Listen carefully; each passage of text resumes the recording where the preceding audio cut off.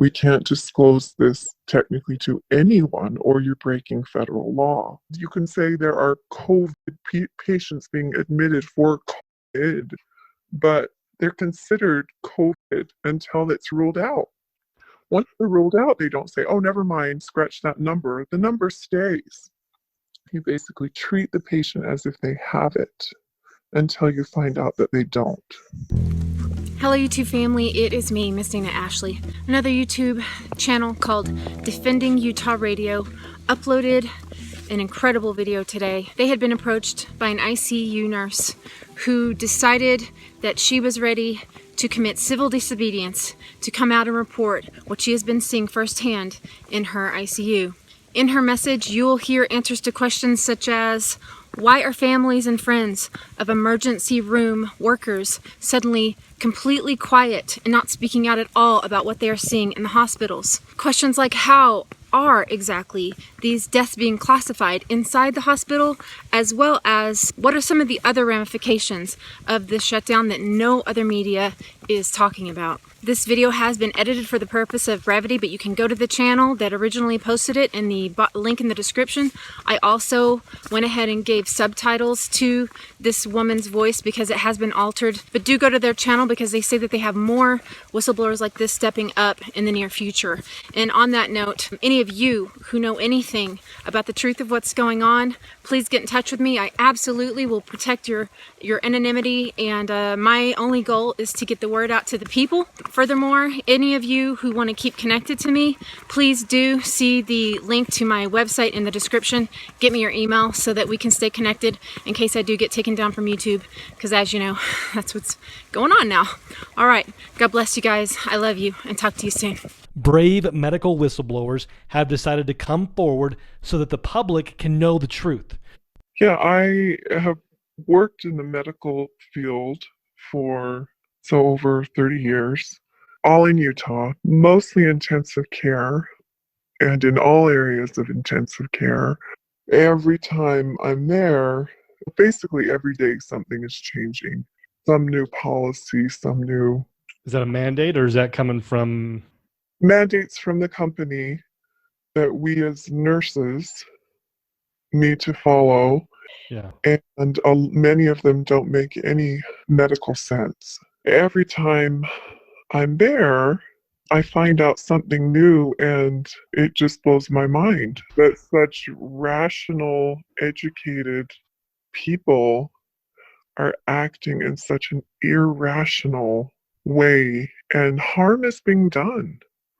Care of patients, real quality care, nursing care and medical care of patients who have nothing to do with this COVID, who are there for, is being compromised.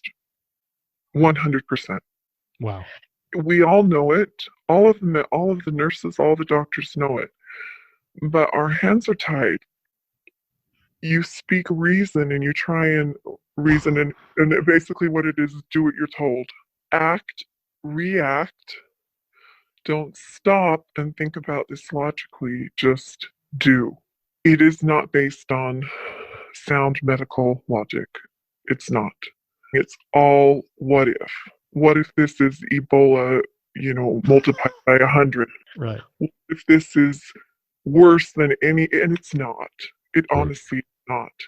And the epidemiologists and the experienced medical people who have medical background know this, but they are being silenced. So you're saying that there's an environment in the hospital where everybody knows something's not right, and the pressure coming from the top, don't think, just react. Don't think, don't question too hard because this is important. This is an emergency. What if? And so there's a sense of panic and urgency that is making otherwise professionals just throw logic out the window and follow orders. Is that right? Absolutely. I think that's a great summary of what is happening. One thing that you need to understand about patients who expire in a hospital is that usually the doctor, there are many, many reasons why a patient that contributes to their death. Usually, in most cases, the doctors on the death certificate only put the main contributing factor. So if someone came in with brain cancer or a bleed or some kind of terminal thing, and then that led eventually to respiratory failure, and that's how they passed away. What gets put on the medical record is totally up to the doctor's discretion. And a lot of times they don't think about it until they're just filling out the certificate. And what people are not getting, which I know from this experience of having patients expire in the hospital a lot, is there is pressure right now in the medical community to, even if that patient has a positive, or if they don't, well, there are people who are rule out COVIDs right now, which is what the majority of the patients in Utah hospitals are right now. And I haven't followed around the country as much, but rule out COVID, you basically treat the patient as if they have it until you find out that they don't. And that is where the insanity is taking place, where a doctor who is overworked and trying to deal with multiple things at the time, you bring the death certificate of a person and say, hey, what do you want to put down as cause of death? And they have guidelines that they need to follow in that as well. But sometimes I don't think they're doing anything, sinister with it. But I do know that there is a push, and I don't know if it's coming from administration or where it's coming from the World Health Organization, the CDC, I don't know, that if a patient dies, if they are COVID positive, you put COVID as the cause of death. I think that the HIPAA rules are being manipulated, are being used to the advantage of those who want to not disclose information that would actually make people more at ease and go, oh, this person was a brittle diabetic. Oh, they had obese, all these other things. There was a patient who passed away in a nursing home under hospice care, which means you're basically you're dying because they had I don't know how they ended up getting a COVID test. That's bizarre that you would do that on a hospice patient, but that they would get a COVID test positive. That person didn't die of their terminal disease. They died of COVID. This is what is happening. This is what is happening. That's the issue, is our hands are tied. We can't disclose this information to the media. We can't disclose this technically to anyone, or you're breaking federal law. So in there lies the problem as well. And people are saying, what are the facts? You're going, well, I cannot tell you that facts because under law, I am required not to. It's a tough situation to try and wake people up because they want to hear exactly why you're saying what you're saying, but you can't tell. Just in general, if it were not this situation, and official guidance from the federal government said, do this, something that was really bad, under normal conditions, would their thinking side kick in and say, well, this violates my Hippocratic Oath to do no harm? Would that normally be the culture? Yes. Of we can't follow that no matter what the guidance says? And absolutely, it would be. And I think, and the thing to remember is that each practitioner, even though that you have two entities that you're operating under, one is your own personal license, where you as a nurse have the right, and you as a physician have the right to say, I will not do what I'm being asked because it is doing harm. You have the legal right to refuse. But there's a different set of rules when you work for a facility or an entity. All preventative care at this moment is shut down. No one is getting preventative care. Dental, medical, and everything is geared around if you have an emergency. I did hear a conversation of two cardiologists basically saying there are probably a lot of people who are just staying home and having silent heart attacks in their home.